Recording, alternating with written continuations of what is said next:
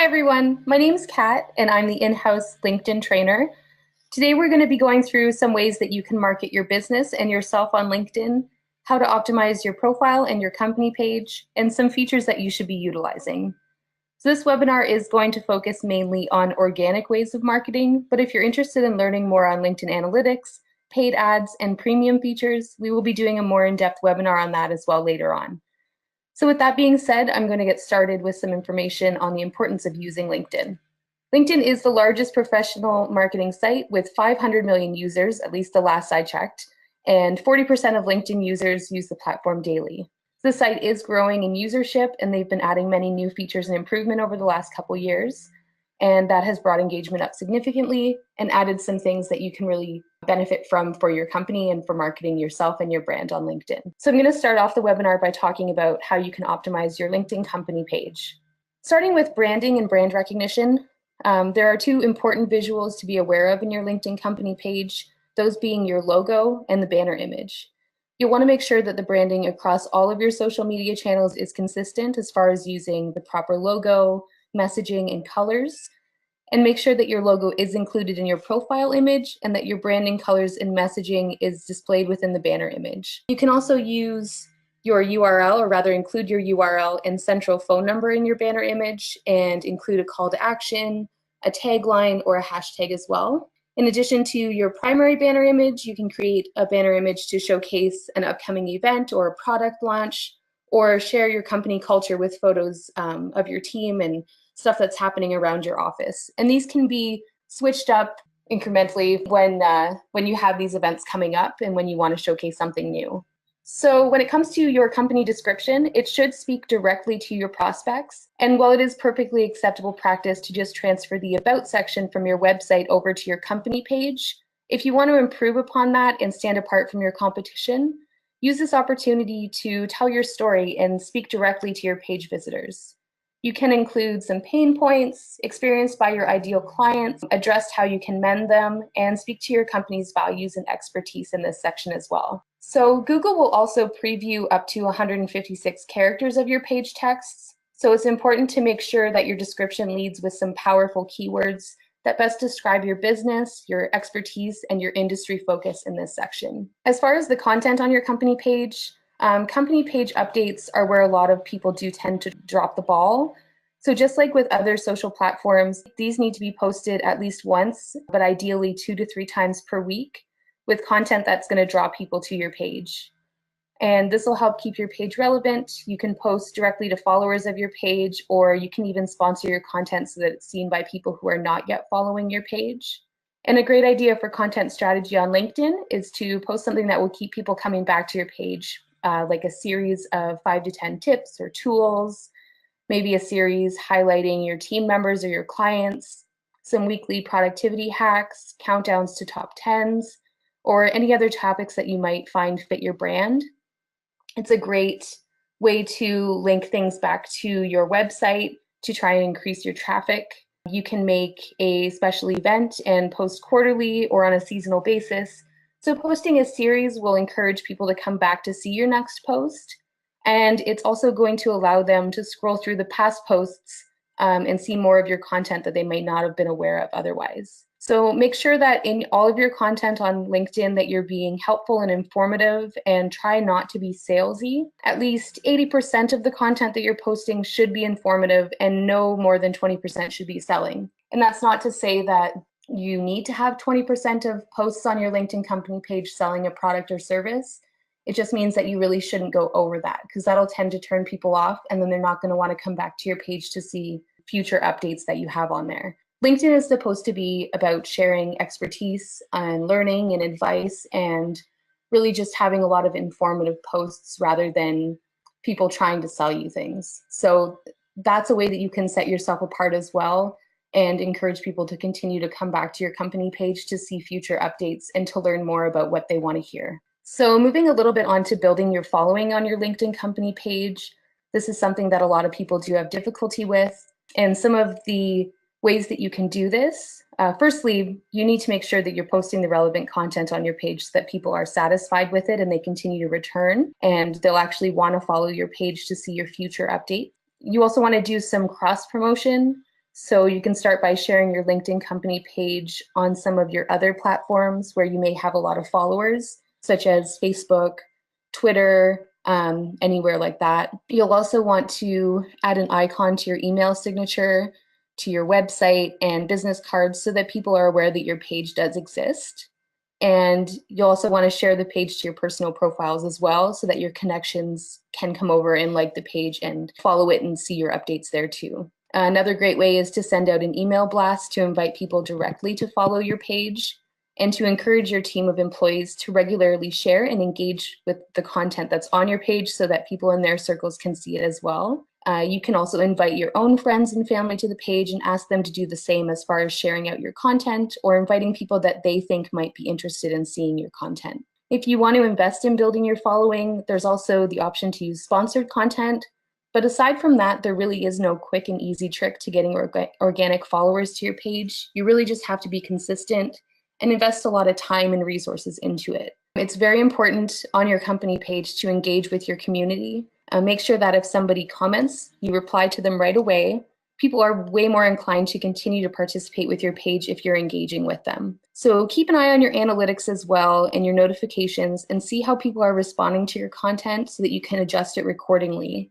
Make your updates short and sweet, encourage some click-throughs, include a simple title or an interesting image and a lead in that lets readers know what the story is about without giving it all away. And don't be afraid to ask questions, evoke people to engage with your content, but also get some feedback on what type of content they want to see.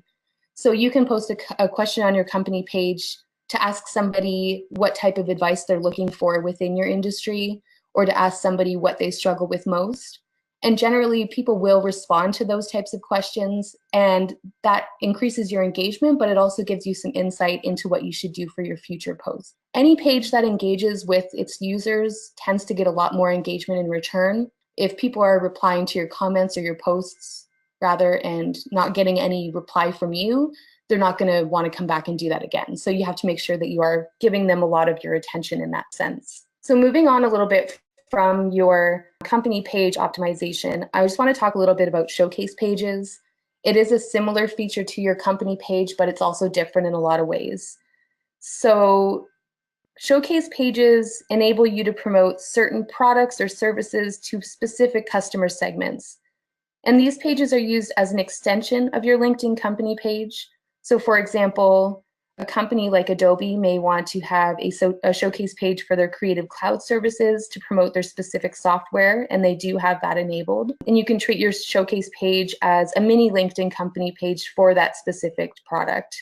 You can create up to 10 of them for your company page, but if you do require more, you can reach out to LinkedIn support and request more, and they will help you with that. And once these showcase pages are created, they're going to be shown on your company page right below your About section.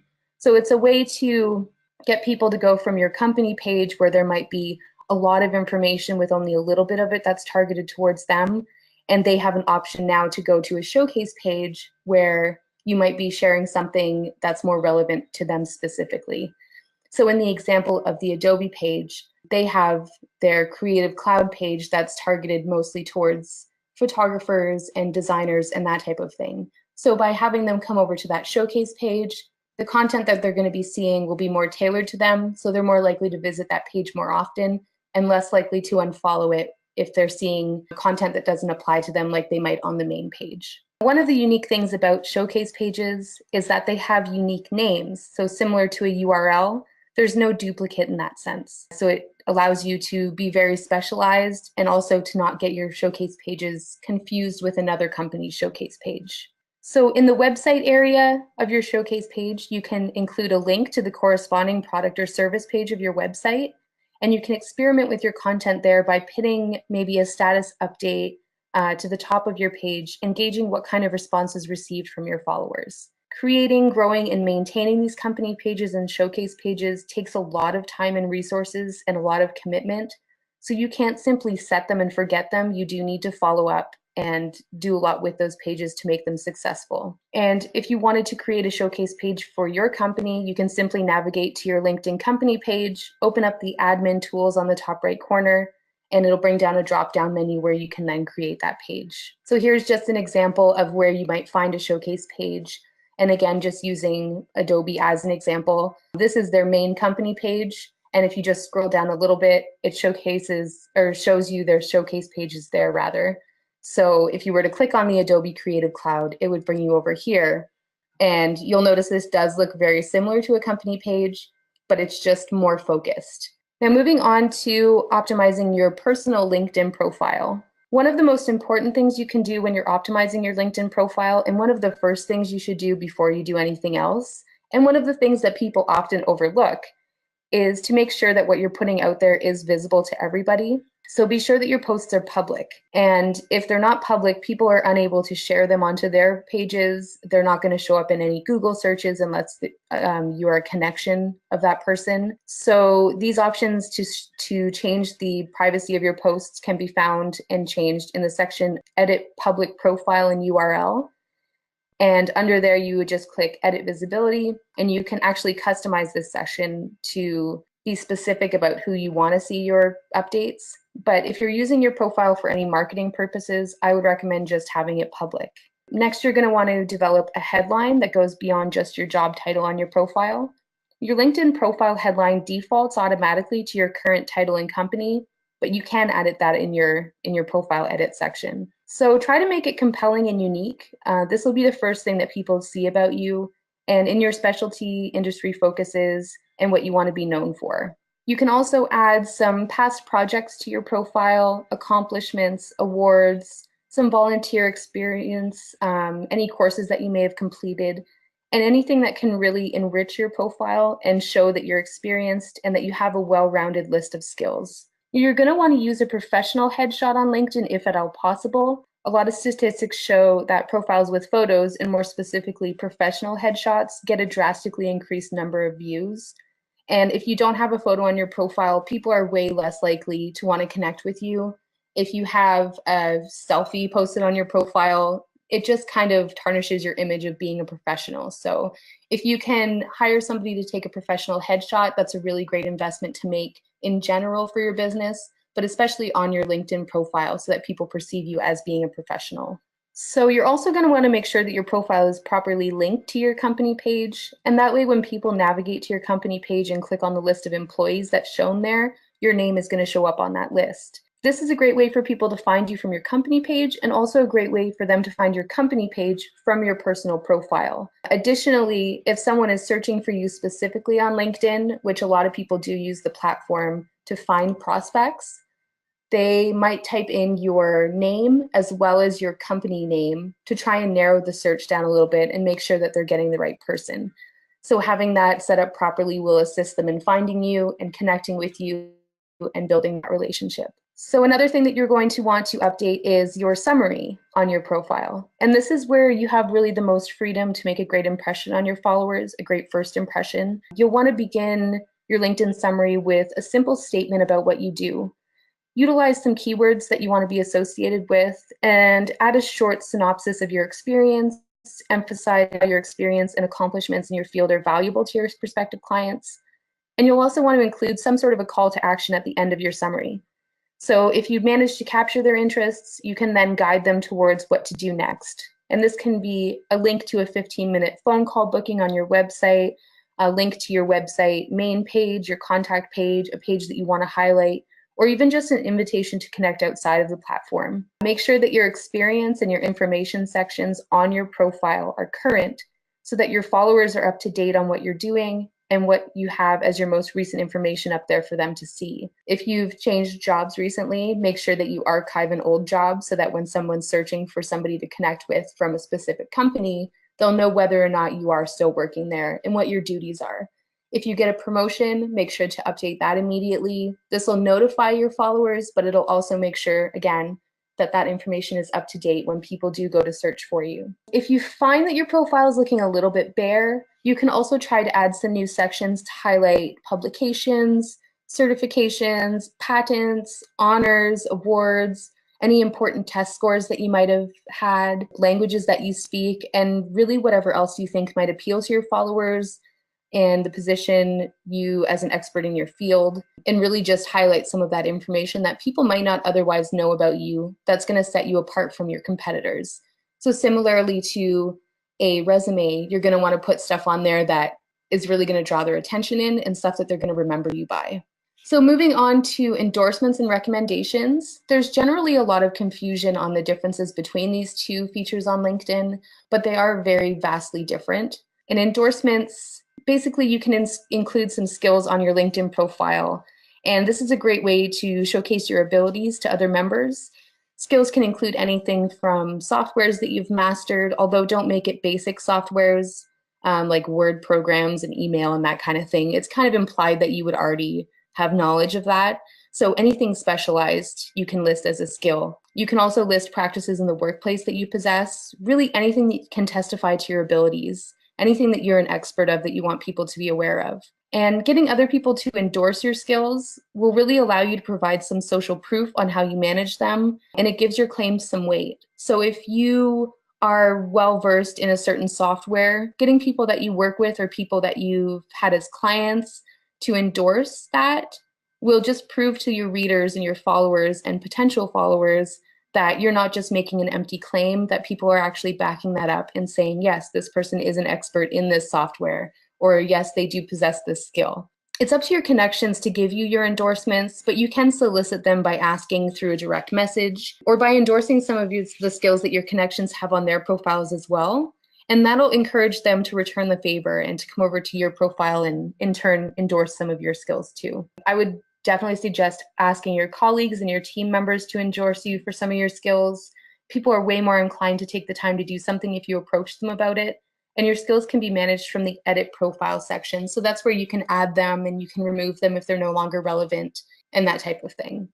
So moving on from endorsements, recommendations are, as I said, vastly different, but they fall into the same category as just basically giving some social proof that you are somebody that we would want to hire or that we would want to connect with or who's an expert in your field. So recommendations are different than endorsements, but they can be coupled with them to further show proof of your expertise. And you can request a recommendation formally from a colleague or a client on LinkedIn by navigating to their profile, selecting the More icon next to their name, and then selecting Request a Recommendation. And you can add a note in there as well. And once your recommendation has come back from them, you can even request revisions. And you also, of course, always get the option to approve these recommendations before they're listed to your LinkedIn profile. So recently, LinkedIn has made some improvements on their mobile app. And having the ability really to access your LinkedIn profile remotely is a huge benefit. The faster you're responding to messages, the less opportunities you're going to miss from connections and potential prospects and potential connections. So LinkedIn does have a pretty great mobile app that allows you to do most of what you can do from the desktop site with just a few exceptions. And the major things that are missing from the LinkedIn mobile app are the analytics and the ability to use LinkedIn Publisher feature. Additionally, some features available in LinkedIn require downloading additional apps to use. So for example, LinkedIn Groups, Sales Navigator, LinkedIn Learning, and the Recruiter feature, these all have their own separate apps to download. So if you are going to download all of the apps, just a recommendation to make a folder on your phone and store them all there, at least until they're able to come up with one app that provides you access to everything in place of these. So one thing, however, that you do have exclusive access to from the app that you're not able to access from your desktop is the ability to upload videos directly to LinkedIn.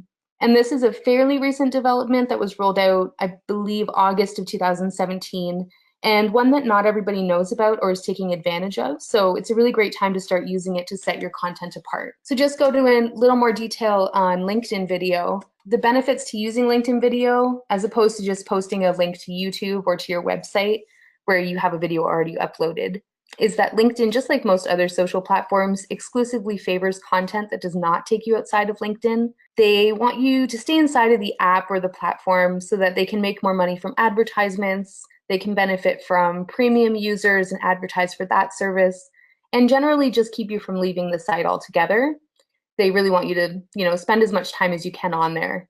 And as a result, they do favor content that is native to LinkedIn, like LinkedIn publisher posts as opposed to blog posts, and photos uploaded directly to the site as opposed to photo links, and of course, native LinkedIn video rather than something that's stored on another platform. So it's no secret, obviously, that video content on social media platforms does get more engagement and is shared more often than other content. So I'll just go into a little bit of detail on how best to use LinkedIn video, especially for marketing and business purposes. So simply to access the feature, first of all, as I mentioned before, you do have to be using the mobile app, and it is pretty straightforward. So on the home page of the app in the top right corner, you'll see two icons, and one of them is a camera and the other is a video icon. And if you don't see both of these icons, you may just need to update your app. If you haven't updated it recently, you probably won't have this feature available, so just make sure that it is always up to date. And if you click on either of these icons and be sure that you've given the app access to your camera as well, a page will open up with the options to either take a new photo, take a video, or upload something that's already been recorded that would come from your camera roll or one of your albums. So when posting your videos, make sure that you're adding links to the description, tag people if you mention them, and use hashtags if it is relevant. So if you're attending an event and they have a specific hashtag that they use, do include that in your video, and that way other people at that event can find that video. And then, of course, if they've met you there, they'll want to connect with you as well. You can also include some talking points in the description to encourage people to watch. So just to let them know what the video is about. And again, without giving away too much, just sort of give them a little brief overview of it. Videos, of course, as well. 3 minutes is ideal for a video, just so that you're not losing attention from somebody, but it's also long enough that you have time to go through and make it valuable for them. So some uses of LinkedIn video. You can pre-record a professional video and have it edited as well. And this can be used to showcase your products or services or share a client testimonial, just that kind of thing. Something that you may have hired somebody to come to your office and do. You can just download these from your website, or from another platform, and then upload the content to LinkedIn from there. And if you're using this type of video, try to use a video that has burned in closed captioning, since they do play muted by default, and there's no option to add captions on LinkedIn. As far as a video for event coverage, a great use of this feature is to upload real-time event coverage to your LinkedIn profile. So if you're speaking at an event and you'd like to show your followers maybe a little snippet of that, or if you just want to let people know that you're attending, that you're there, maybe start a conversation with other contacts that may be at the same event, show people around with the video and upload it immediately.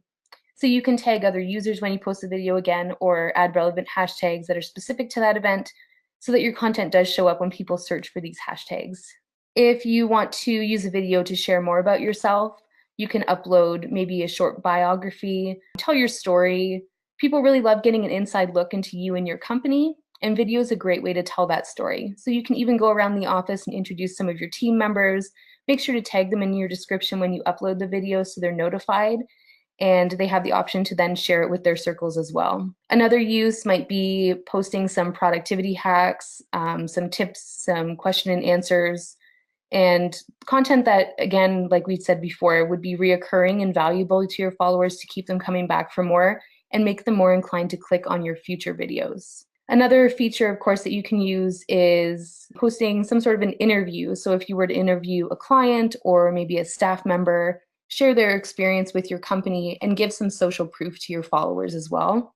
There's really infinite ways to utilize video. So just keep in mind what your viewers may want to see. Always make sure that you're being professional, but don't be afraid to also be personable and share some content that showcases your company culture. You are allowed to have fun while you're maintaining a professional image. Just make sure that you have a plan for your video so it doesn't end up kind of going off the rails and losing focus on what you wanted to cover. Another use as well, is short form video. So this can be 15 seconds or less just to show a really quick hack or a product. So maybe if you're doing something every Tuesday where you share, I don't know, a technology tip or something to that effect, or a life hack, just posting that consistently and making it a very brief video will encourage people to click on it again. So moving on past the video section, LinkedIn groups. So you want to be sure to find and join active LinkedIn groups that match your location or your industry, and use them really as an opportunity to share valuable content and to network with other professionals. As far as content goes, try to make sure that you're not selling in these groups or you really won't see a lot of activity. And if you find a need that isn't already fulfilled by a LinkedIn group, you can even try creating a group yourself. Just know again, like we mentioned before about the company pages, that it is a lot of work to build membership, and this isn't the type of thing that you can really set and forget.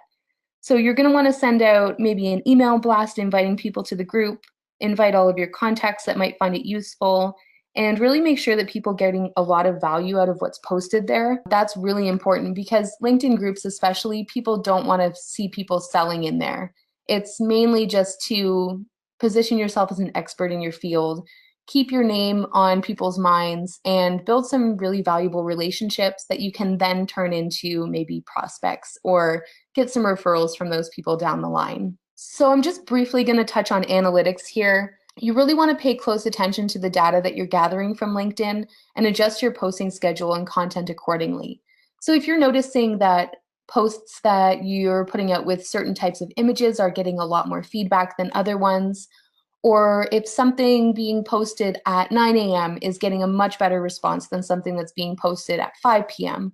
And this does vary based on your industry, so there's no magic formula.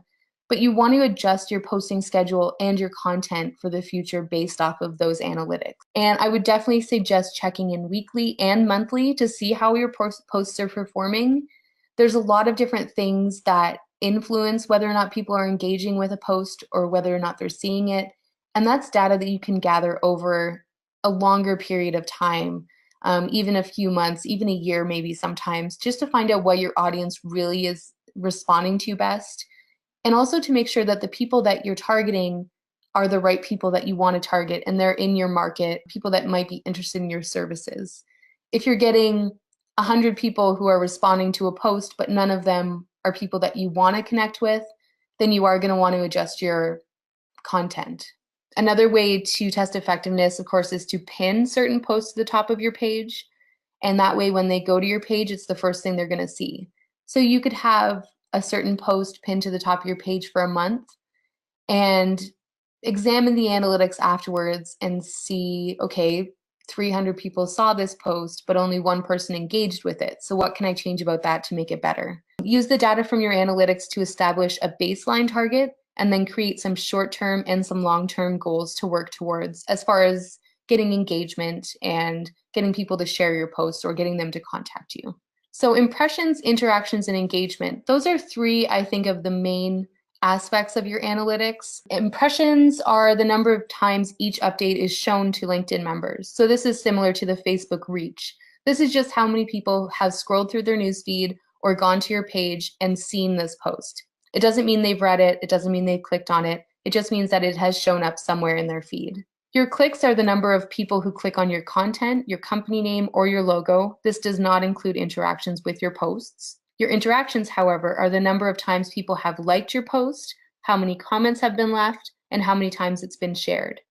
And then your engagement is a percentage, and this percentage shows the number of interactions plus the number of clicks and followers acquired divided by the number of impressions. So this is basically a number that shows you the percentage of people who have engaged with your content in some way based on how many people it's been shown to. So some of the benefits of using LinkedIn Analytics for your company. The key to engaging your LinkedIn audience is knowing as much as you can about them. In the LinkedIn Analytics tab, there is an option to see the age of your followers or the people who are engaging, their gender, their location, what mobile or desktop platform they're using to see your content, all that kind of stuff. And having that information will really help you not only to adjust the time you're posting, where you're posting to, all that type of thing, but also the content itself. So you can replicate your success by viewing analytics from specific posts to see how they stand up against other methods and adjust future posts, like I mentioned before. So check for some similarities in the content, the topics, and what call to action was used. And again, the example, if a certain type of image is really being viewed a lot and you're getting a lot of response from that, you're going to want to use that, an image that's similar to that in nature for future posts. If you have a call to action for people to click on your website and you find nobody's clicking on your website, you're going to want to adjust that call to action as well to get them more interested. Maybe by offering them a free download of an ebook or a discount if they come over to your website right away, or just evoking some emotion from them or letting them know that there's a special offer or something very valuable to them that they'll find by clicking on your website. A great thing about LinkedIn Analytics is that you can really visualize your data. They have a various amount of charts and graphs that allow you to see everything in more than just numbers. And to find out what your demographic is responding to, your content, and target them via LinkedIn ads, analytics are great to find out exactly who you're hitting now and who you're not hitting, more importantly, so that if you are doing a LinkedIn ad, you're going to know who you want to target with that ad. And here's just a quick view. This page obviously isn't set up yet, but this is just what you might find in a company page as far as your analytics go. So it's going to show you the likes that you've gained in the last 30 days, comments, shares, and follows. And that's sort of just an overview of everything that's happened on your page. And this is the part where you can choose what you want your graph to display. So with whether you want to see impressions, clicks, shares, followers, that social engagement percentage, you can see all of that here displayed in a graph. And obviously this is empty again, but this is going to show your most recent posts and how people have responded to them. And this section is very, very useful as far as targeting your future content. So under update name, it'll just show maybe the title of the post that you shared. It'll show the date that it was shared, how many followers you acquired while that post was up, impressions, clicks, engagement, all of those things that we talked about before. It's all going to show that stuff sort of in a more easy to navigate area. And you can sort those by which post performed the best or which one maybe needed some help and that type of thing as well. So thank you very much for tuning in to this webinar. If you, again, are looking to learn more about specifics to do with LinkedIn ads, any of the premium features and that type of content, we are going to be doing another webinar that goes more in depth to those features.